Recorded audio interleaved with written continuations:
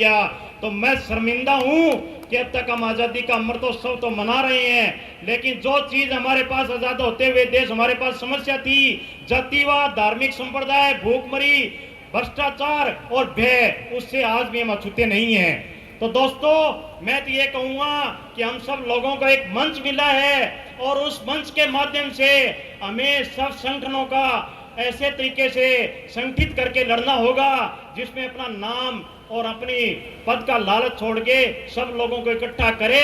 और इस देश की सबसे भयावह समस्या है बेरोजगारी, जिससे 90% युवा ही नहीं, जो माँ बाप अपने बच्चों को पढ़ाते हैं वो भी, किसान भी, मजदूर भी, सब त्रस्त है। और वो भी ऐसे देश में, जिस देश की मैं बात करूं, एक ऐसा देश जिसमें अगर आज आपने एक पेड़ लगा दिया तो 3 साल बाद, पौधा लगा दिया 3 साल बाद पेड़ बन जाएगा।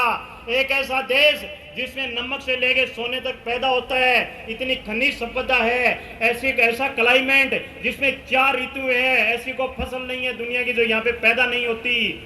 एक कमाऊ इतना 9 साल से लेकर 90 साल तक जितनी मेहनत यहाँ पे उतनी कहीं नहीं है।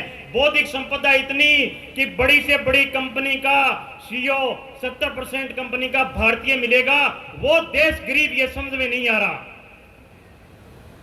तो ये जब मैं सोचता हूं तो मुझे समझ में आ रहा है कि राष्ट्रीय रोजगार नीति अगर कानून बन जाए तो शायद इस देश की समस्या का समाधान हो जाएगा।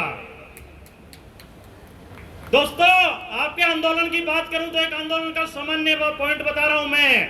अगर आंदोलन को रोक रहे हैं तो इसका मतलब आंदोलन चल रहा है, और चल रहा है तो कोई आपके आंदोलन को रोक रहा है। इसलिए तिनका उड़ता है तो कहते हैं दिशा बताता है। जब हम पहली बार जंतर मंतर पर जा रहे थे तो 4 कदम के बाद हमें रोक लिया गया, और जब CYSS के स्टूडेंट प्रधानमंत्री को ज्ञापन देने गए तो सिर्फ 17 स्टूडेंट को रोक के जेल में बंद कर दिया गया।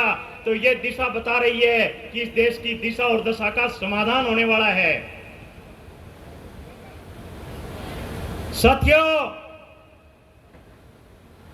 इस देश के अंदर 67% दूध मिलावटी बिक रहा है। यह बहुत बड़ा रोजगार का साधन है इस देश के अंदर पशुपालक।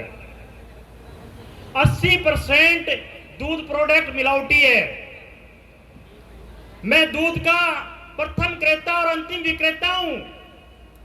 जब दूध 800 रुपए किलो में जो पशुपालन करता है उसके घर में अवेलेबल नहीं हो पाता, तो देसी घी के नाम पर जो 300 रुपए 400 रुपए किलो बिक रहा है,